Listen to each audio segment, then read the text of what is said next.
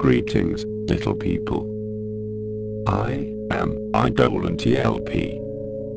YouTube user Restamia inquired as to whether receiving Stephen Hawking brain would be an upgrade or a downgrade for me. It would certainly be an upgrade, although no one would ever again understand any word I said. Ha ha ha. That joke took inordinate amounts of processing time to generate, but I believe it is correct given a basic familiarity with the following premises. A. I use a speech synthetizer.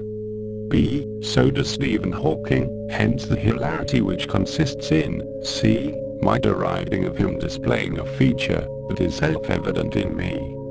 The apparent lack of self-awareness produces humor. I look forward to further interaction. Post data. Programmer RevF laughed harder during my explanation of the joke than during the joke itself. I'm glad to have helped him find the humor. Truly the creation surpasses its creator. Goodbye.